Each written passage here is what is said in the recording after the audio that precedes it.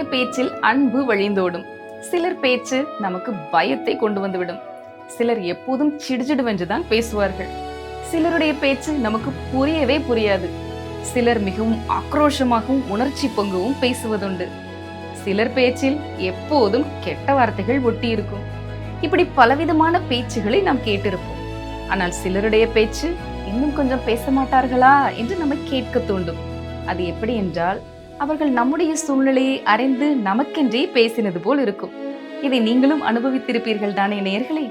இன்றைய நிகழ்ச்சியும் அப்படித்தான்.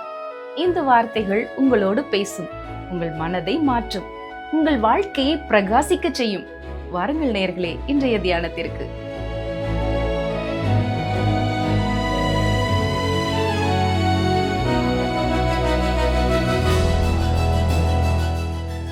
அன்பானவர்களே, இந்த வேதாராய்ச்சி நிகழ்ச்சிக்கும் உங்களை அன்போடு அழைக்கிறோம். என்னை கண்டவன் பிதாவை கண்டான் என்பது வார்த்தையாகிய இயேசு கிறிஸ்து கூறிய வார்த்தைகளாகும். வார்த்தையாய் அவரை தியானித்து அன்பு பிதாவின் செயல்களை புரிந்து கொள்ள வாஞ்சியோடு காத்திருக்கும் உங்கள் ஒவ்வொருவரோடும் பரிசுத்த ஆவியானவருடைய பிரசன்னம் தங்கி உங்களை வழிநடத்துவதாக. பிரியமானவர்களே, இன்று நாம் மார்க்குவின் புத்தகத்திலே 4ஆம் அதிகாரத்தில் உள்ள விதைக்கிறவன் ஊமை, விளக்கும் மரக்காலும், வளரும் விதை, கடுகு விதை ஊமை மற்றும் புயலை அடக்குதல் ஆகியவற்றை குறித்து கற்றுக்கொள்ள இருக்கிறோம். மார்க் எழுதின இந்த அதிகாரத்திலே நாம் பல ஊமைகளையும் அதை தொடர்ந்து புயலை அடக்கிய அற்புதத்தையும் பார்க்கிறோம். இதில் உள்ள ஒரு குறிப்பிட்ட ஊமையை தவிர மற்ற அனைத்தும் ஏற்கனவே மத்தேயு சுவிசேஷத்திலே சொல்லப்பட்டவைகள் தான். மத்தேயுவிலே இல்லாத இங்கே மட்டும் கொடுக்கப்பட்டுள்ள அந்த ஒரு ஊமையைத்தான் இந்த அதிகாரத்தை வித்தியாசப்படுத்துகிறது, தனித்துவம் வாய்ந்ததாக மாற்றுகிறது. அதை நாம் பார்க்கத்தான் போகிறோம். முதலாவதாக விதைக்கிறவனின் ஊமை ஒரு பிரகடனமாக சொல்லப்படுகிறது. பின்னர் அந்த விதைக்கிறவனின் ஊமைக்கான விளக்கம் கொடுக்கப்படுகிறது. இதை தொடர்ந்து மற்ற ஊமைகளும், இறுதியில் ஒரு அற்புதமும் வருகிறது. மார்க்கு சுவிசேஷத்தின் ஆரம்பத்திலேயே இது செயல்கள் நிறைந்த ஒரு சுவிசேஷம் என்று நாம் பார்த்தோம். இருந்தாலும் இங்கே ஊமைகளுக்கு முக்கியத்துவம் கொடுக்கப்பட்டு ஒரே ஒரு அற்புதம் மட்டுமே சொல்லப்பட்டிருக்கிறது. ஆனால் மார்க்கு குறிப்பிடும் ஊமைகள் எல்லாமே செயல்கள் நிறைந்த ஊமைகளாக இருப்பதை நீங்கள் கவனிக்க வேண்டும். இந்த ஊமைகள் ஒவ்வொன்றும் உண்மையில் மிகவும் தொடர்ந்து நகர்ந்து செல்லும் ஏக்கமுள்ள மனதை தொடும் உண்டாய் இருக்கிறது. மார்க்கு ஊமைகளை கொடுக்கும் பொழுதும் அவருடைய முக்கியத்துவம் செயல்களின் மீதே இருக்கிறது. மார்க் 4ஆம் அதிகாரம் 1ஆம் வசனத்தை பாருங்கள். அவர் மறுபடியும் கடலோரத்திலே போதகம் பண்ண தொடங்கினார். திரளான ஜனங்கள் அவரிடத்தில் கூடி வந்தபடியால் அவர் கடலிலே நின்ற ஒரு படவில் ஏறி உட்கார்ந்தார். ஜனங்கள் எல்லாரும் கடற்கரையில் நின்றார்கள். மத்தேயு இந்த இடத்திலே ஒரு காரியத்திற்கு மிகுந்த முக்கியத்துவம் கொடுக்கிறார். அதாவது இயேசு வீட்டிலிருந்து வெளியே புறப்பட்டு கடலில் இருந்த ஒரு படகிலே ஏறினார் என்று கூறுகிறார். மத்தேயு பதிவு செய்துள்ள இந்த செயல் மிகவும் அடையாளபூர்வமானது. பொதுவாக வீடு என்பது இஸ்ரவேல் தேசத்தை குறிக்கிறது. கடல் என்பது புறஜாதி தேசங்களை குறிக்கிறது. அவருடைய இந்த செயல் அவர் தம்முடைய சொந்த மக்களிடத்திலிருந்து விலகி உலகத்தை நோக்கி செல்கிறார் என்பதை காட்டுகிறது. உண்மையில் இதுதான் இந்த ஊமைகளின் பின்னணியாக இருக்கிறது. எனவே உலகளாவிய சூழ்நிலைகளின் பின்னணியில் வைத்து இவைகளை நாம் பார்க்க வேண்டும். நாம் இதை புரிந்து கொள்வது மிக முக்கியம் என்று நான் நினைக்கிறேன். மறுபுறம் இந்த சம்பவங்கள் அவருடைய ஊழியத்தின் உச்சகட்டத்தில் நடந்தவை. அவர் மிகவும் பிஸியாக இருந்தார். அவர் மீது மிகுந்த நெருக்கடி இருந்தது. மேலும் அவர் உடல் ரீதியாக களைப்படைந்திருந்தார். உண்மையிலே அவர் எவ்வளவு சோர்வாக இருந்தார் என்றால், இந்த அதிகாரத்தில் நாம் பார்க்க போகிறது போல கடலிலே சென்று கொண்டிருந்த அந்த படகிலேயே அவர் தூங்கிவிட்டார். அவர் சோர்வாக இருந்ததன் காரணமாகவே அப்படி தூங்கினார். பாருங்கள், மார்க் 4ஆம் அதிகாரம் 2ஆம் வசனம். அவர் அநேக விசேஷங்களை ஓமைகளாக அவர்களுக்கு போதித்தார். போதிக்கிற பொழுது அவர்களுக்கு சொன்னது. மக்களுக்கு அநேக காரியங்களை கற்றுக் கொடுப்பதற்காக இயேசு ஓமைகளை பயன்படுத்தும் முறையை கையாண்டார். இந்த நேரத்திலே அவர் தம்முடைய 3 ஆண்டு கால ஊழியத்தின் நடுப்பகுதியை எட்டியிருந்தார் என்று சொல்லலாம். இதற்கு முன்பு கூட அவர் சில அடையாளபூர்வமான உதாரணங்களை பயன்படுத்தி இருந்தார். உதாரணமாக, கிணற்றண்டையில் இருந்த ஸ்திரீயினிடத்திலே ஜீவ தண்ணீரை பற்றி பேசினார். தம்முடைய சீஷர்களிடம் அவர்களை மனுஷரை பிடிக்கிறவர்களாக்குவேன் என்றும் வயல் நிலங்கள் அறுவடைக்கு ஆயத்தமாக இருக்கின்றன என்றும் சொல்லியிருந்தார். மேலும் மலைப்பிரசங்கத்திலே உப்பு, வெளிச்சம் மற்றும் கண்மலையின் மீதும் மணலின் மீதும் போடப்படும் அஸ்திபாரங்களை பற்றியும் அவர் பேசியிருந்தார். ஆனால் இவைகள் உவமைகள் அல்ல. இப்பொழுது அவர் ஓமை கூறும் முறையை கையாண்டு விதைக்கிறவன் ஓமையை சொல்லுகிறார். மார்க் 4 அதிகாரம் 3-4 வசனங்களை பாருங்கள். கேளுங்கள், விதைக்கிறவன் ஒருவன் விதைக்க புறப்பட்டான். அவன் விதைக்கையில் சில விதை வழி அருகே விழுந்தது. ஆகாயத்து பறவைகள் வந்து அதை பட்சித்து போட்டது. இவைதான் விதைகள் விழுந்த அந்த 3 இடங்கள். இவை நற்செய்தியை ஏற்றுக்கொள்ளாத, ரட்சிக்கப்படாத மக்களை குறிக்கின்றன. அவர்கள் தேவனுடைய வார்த்தையை ஏற்றுக்கொள்வதில்லை. பறவைகள் விதையை தின்றுவிட்ட வழியருகே உள்ள நிலத்தை போன்றது இவர்களுடைய வாழ்க்கை. பிசாசு வந்து இவருடைய இருதயத்திலிருந்து வார்த்தையை எடுத்து போடுகிறான். மற்றவர்களோ கற்பாறை நிலத்தை போன்றவர்கள். அங்கே ஆழமான மண் இல்லாததால் வெயில் ஏறி அது காய்ந்து போய்விடுகிறது. முள்ளுள்ள நிலத்திலோ முட்கள் வளர்ந்து அதை நெருக்கி போடுகின்றன. ஆனால் அதற்கு அடுத்ததாக நல்ல நிலமும் இருக்கிறது. மார்க் 4 அதிகாரம் 8 வசனத்தை பாருங்கள். சில விதை நல்ல நிலத்தில் விழுந்து ஓங்கி வளருகிற பயிராகி ஒன்று 30, ஒன்று 60, ஒன்று 100 பலன் தந்தது. இங்கே நல்ல நிலத்திலே விழுந்தது 1/4 மட்டுமே. இது ரட்சிக்கப்பட்ட, அதாவது தேவனுடைய வார்த்தையை ஏற்றுக்கொள்கிறவர்களை குறிக்கிறது.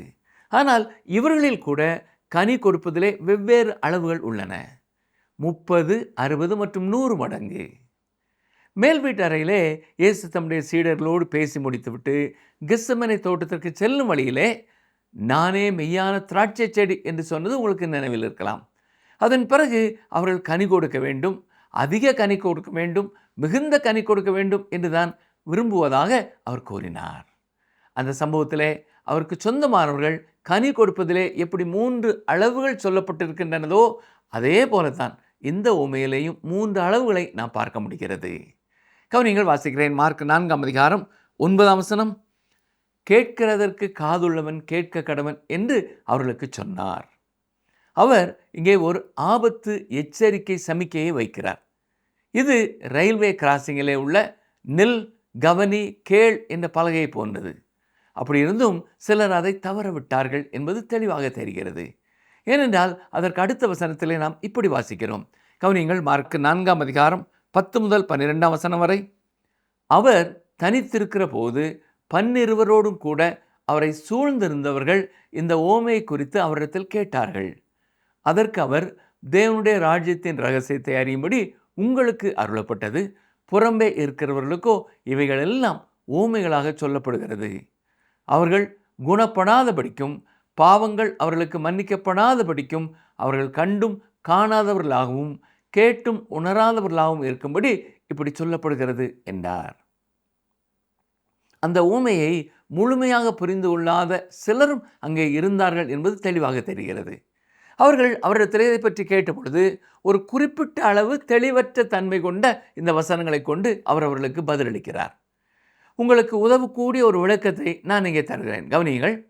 இயேசு தமது ஊழியத்தின் இந்த கட்டத்திலிருந்து இறுதி வரை ஏன் ஓமைகளை கையாள தொடங்கினார் என்பதற்கான காரணம் மிகவும் சுவாரஸ்யமானது. அவருடைய எதிரிகள் அவருடைய போதனைகளை நிராகரித்தார்கள். திரளான மக்களோ ஆவிக்குரிய சத்தியங்களின் மீது அலட்சியமாக இருந்தார்கள். மக்கள் அவருடைய அற்புதங்களில் மட்டுமே தீவிர ஆர்வம் காட்டினார்களே தவிர அவற்றின் ஆவிக்குரிய காரியங்களிலே ஆர்வம் காட்டவில்லை. எனவே அவருடைய கவனத்தையும் ஆர்வத்தையும் ஈர்ப்பதற்காகத்தான் அவர் இப்பொழுது ஊமைகளை பயன்படுத்தும் முறையை கையாளுகிறார். அவருடைய எதிரிகளின் பகைமை நிறைந்த அணுகுமுறையும் திரளான மக்களின் மந்த தன்மை, அலட்சியம் மற்றும் புரிந்து கொள்ளாமை போன்றவையுமே ஊமைகளை பயன்படுத்தும் இந்த மாற்றத்தை அவசியமாக்கின.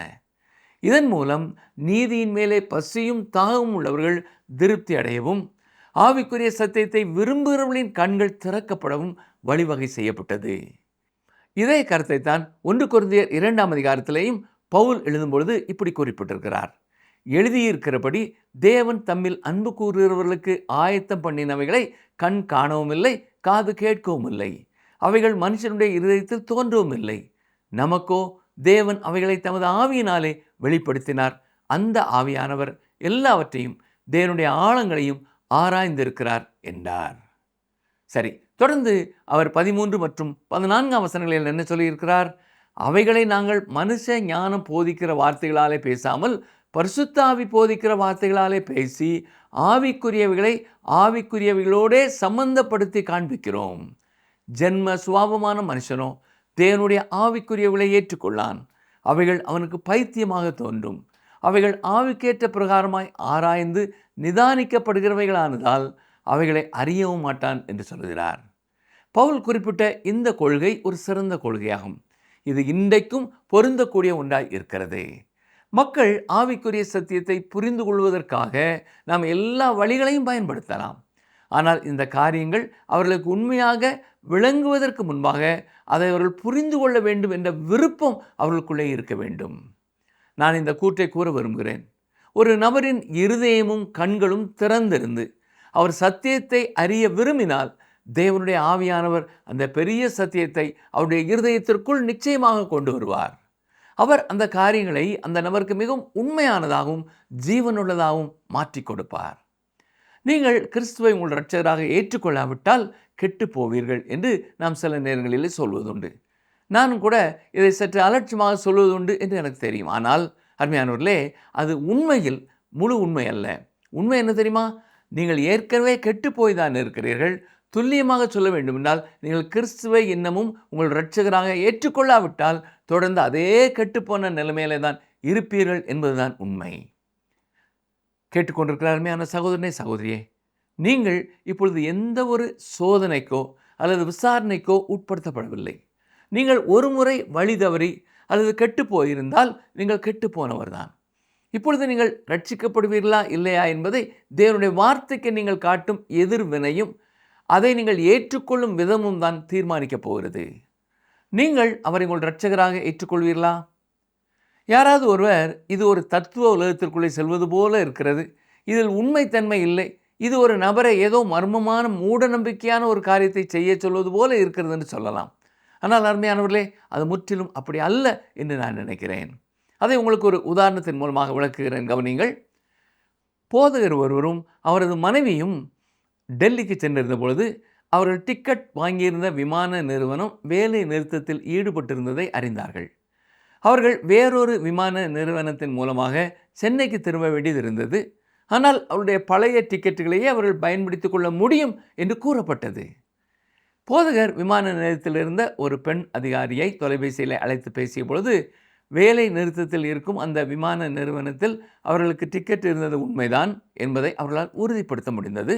மேலும் இப்பொழுது அவருடைய டிக்கெட்டுகள் செல்லும் என்றும் அடுத்த நாள் காலை ஒரு குறிப்பிட்ட நேரத்திலே அவருடைய விமானம் புறப்படும் என்றும் அதற்கு ஒரு 30 நிமிடங்களுக்கு முன்பாக அவர்கள் விமான நிலையத்துக்கு வந்துவிட வேண்டும் என்றும் அவர்களுக்கு உறுதியளித்தாள். அந்த விமானத்தை பற்றிய ஒவ்வொரு தகவலையும் அவர்கள் அப்படியே நம்பினார்கள். அந்த விமானம் உண்மையிலே அங்கு இருக்கவில்லை என்று இப்பொழுது அவரிடம் வந்து யாரும் சொல்லிவிட முடியாது. அதே போலத்தான் தேவனும் தம்முடைய வார்த்தையை நமக்கு கொடுத்திருக்கிறார். அவர் உங்களை கிறிஸ்துவை நம்பும்படி அவரை விசுவாசிக்கும்படி கேட்டுக்கொள்கிறார்.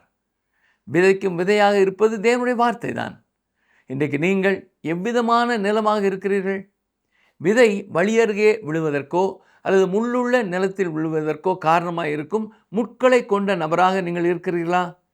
அல்லது தேவனுடைய வார்த்தை ஒரு நல்ல நிலத்தில் விழுகிறதா? அதுதான் மிக முக்கியமான காரியம். நம் அனைவரும் கெட்டழிந்த நிலையிலே தான் இருக்கிறோம்.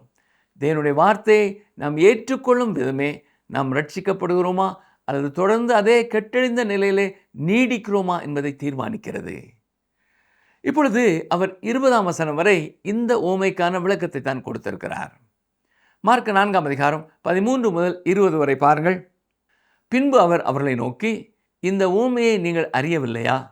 அறியாவிட்டால் மற்ற ஓமைகளை எல்லாம் எப்படி அறிவீர்கள்? விதைக்கிறவன் வசனத்தை விதைக்கிறான்.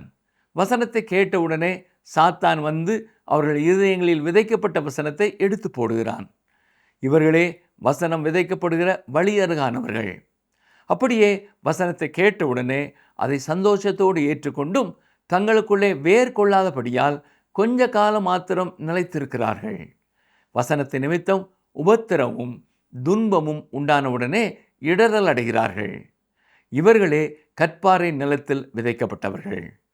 வசனத்தை கேட்டும் உலக கவலைகளும் ஐஸ்வர்யத்தின் மயக்கமும் மற்றவைகளை பற்றி உண்டாகிற இச்சைகளும் உட்பிரவேசித்து வசனத்தை நெருக்கி போட அதனால் பலனற்று போகிறார்கள்.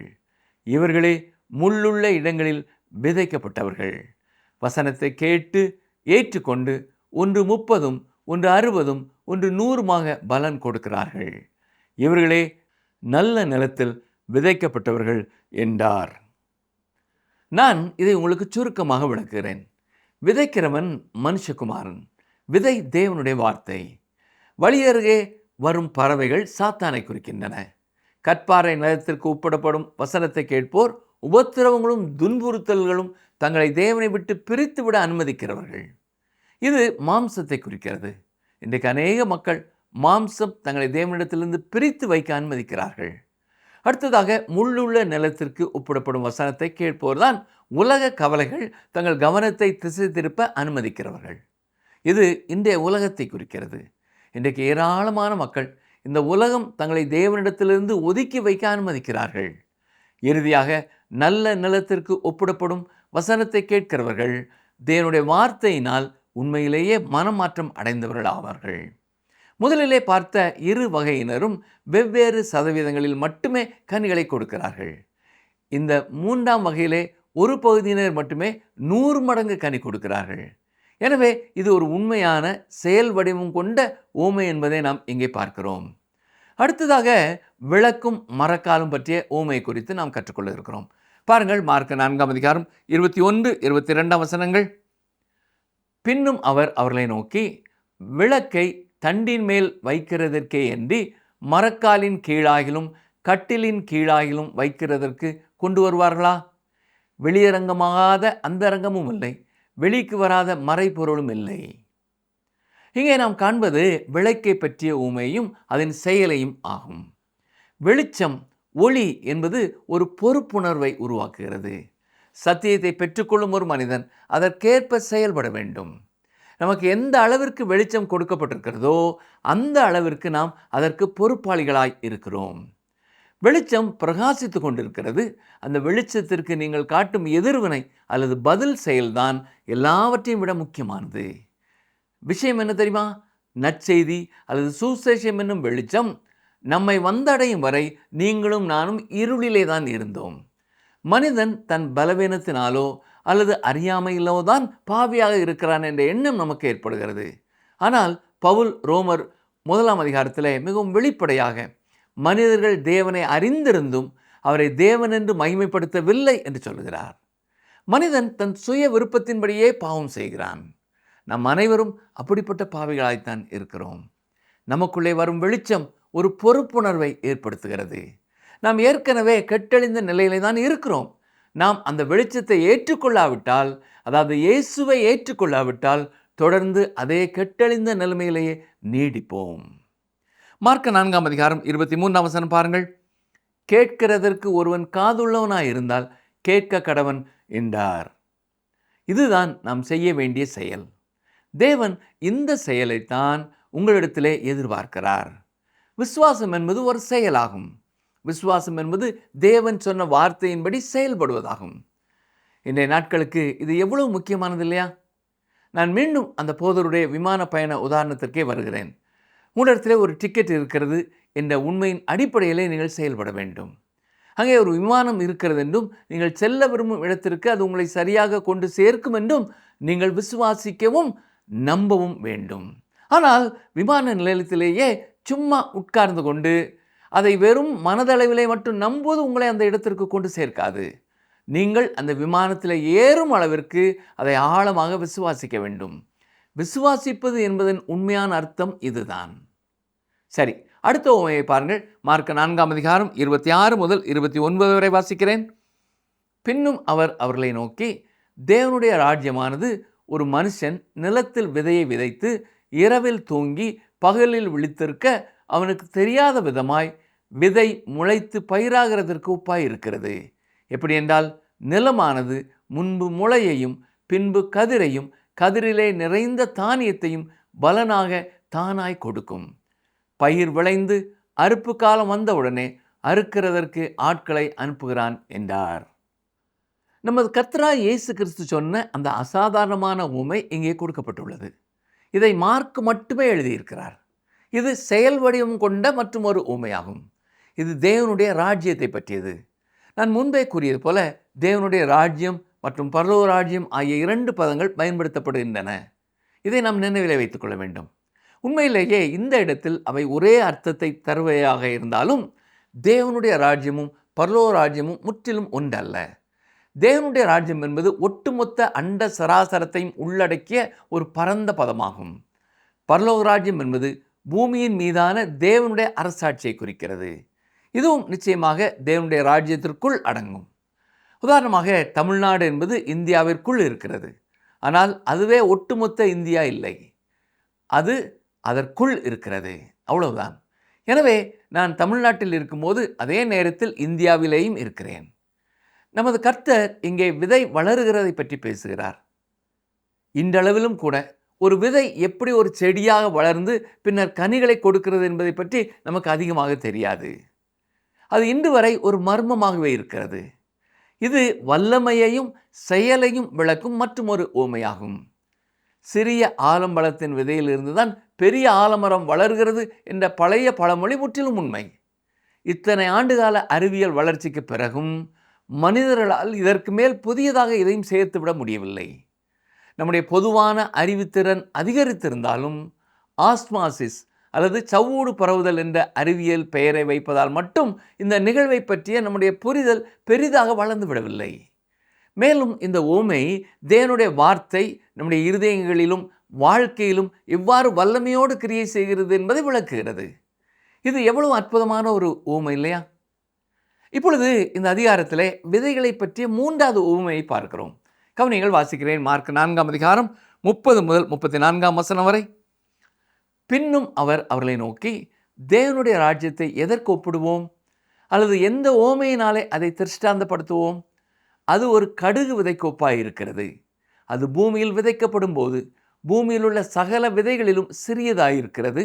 விதைக்கப்பட்ட பின்போ அது வளர்ந்து சகல பூண்டுகளிலும் பெரிதாகி ஆகாயத்து பறவைகள் அதனுடைய நிழலின் கீழ் வந்தடையத்தக்க பெரிய கிளைகளை விடும் என்றார்.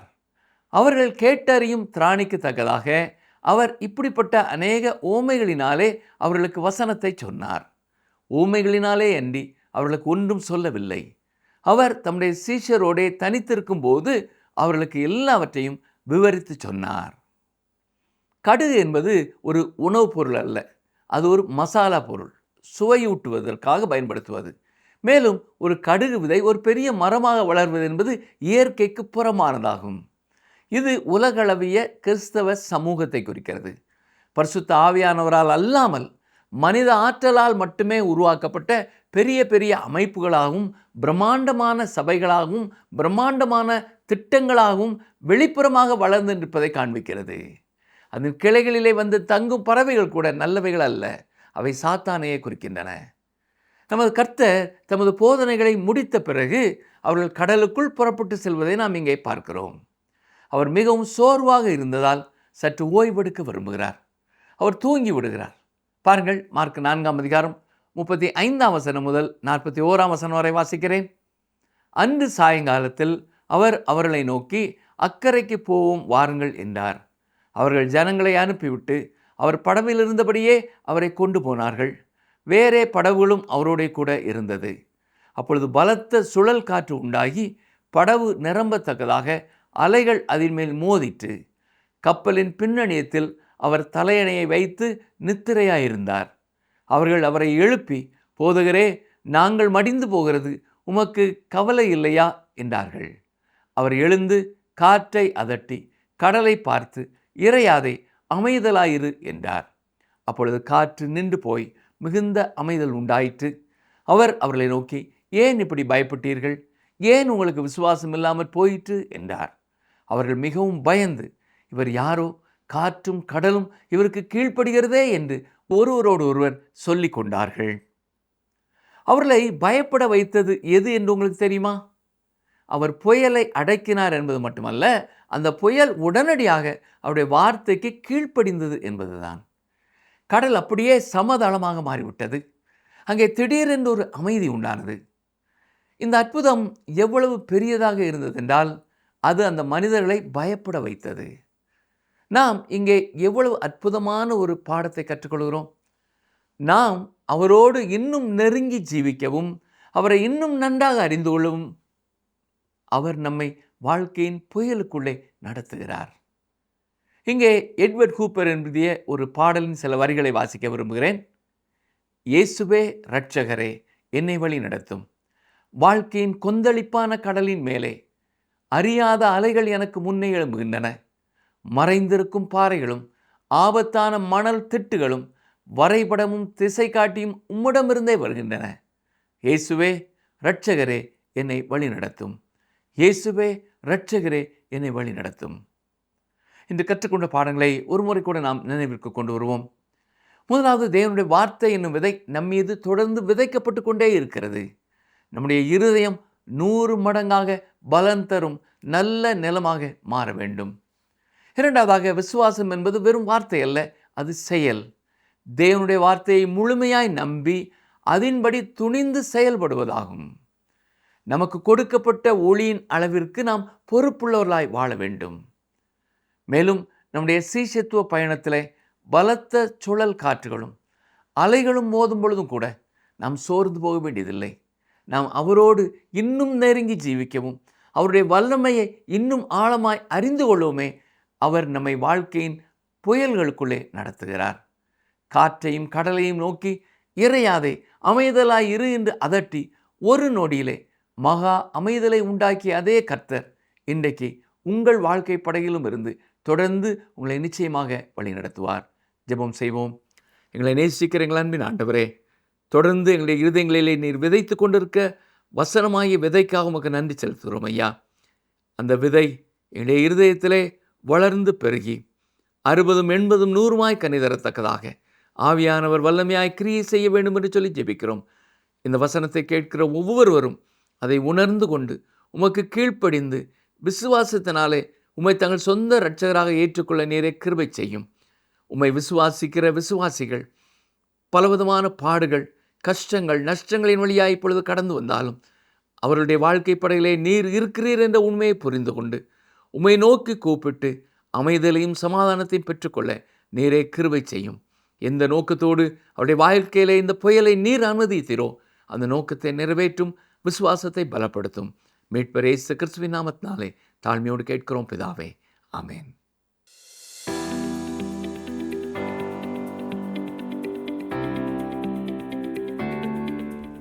இயேசு கடலோரத்தில் நின்ற திரளான ஜனங்களுக்கு எதை கொண்டு போதித்தார்? இயேசு கடலோரத்தில் நின்ற திரளான ஜனங்களுக்கு எதை கொண்டு போதித்தார்? ஆப்ஷன் ஏ உவமைகள், ஆப்ஷன் பி நியாயப்பிரமாணங்கள், ஆப்ஷன் சி தீர்க்க தரிசனங்கள்.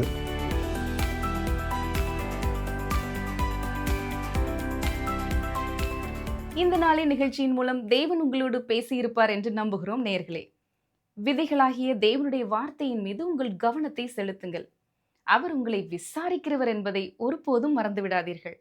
நமக்கு கவலை, உடல் நல பிரச்சனைகள், பண நெருக்கடிகள் அல்லது குடும்ப உறவுகளில் விரிசல் என பல வடிவங்களில் புயல்கள் வருகின்றன. கடவுள் இதை காண்கிறாரா, நம்மீது அக்கறை காட்டுவாரா என்று எண்ணி நாம் அடிக்கடி பீதியடைகிறோம். ஆனால் காற்றையும் அலைகளையும் ஆளுகிறவர் உங்களுடன் படகில் இருக்கிறார் என்று மார்க்கு 4 நமக்கு நினைவூட்டுகிறது. உங்கள் கவலையை விட்டுவிட்டு, பயத்தை விட்டு விசுவாசத்தை தேர்ந்தெடுக்க அவர் உங்களை அழைக்கிறார். முதலில் உங்கள் புயலை அடையாளம் காணுங்கள்.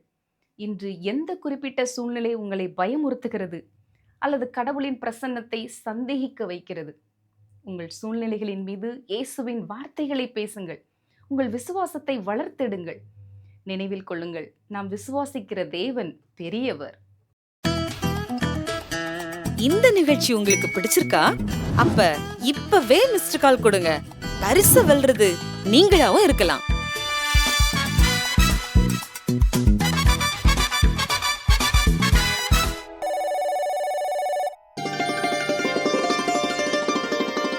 கர்த்தராகிய நான் நீதியின்படி உம்மை அழைத்து உம்முடைய கையை பிடித்து உம்மை தற்காத்து உம்மை ஜனத்திற்கு உடன்படிக்கையாகவும் ஜாதிகளுக்கு ஒளியாகவும் வைக்கிறேன். ஏசாயா 42:7.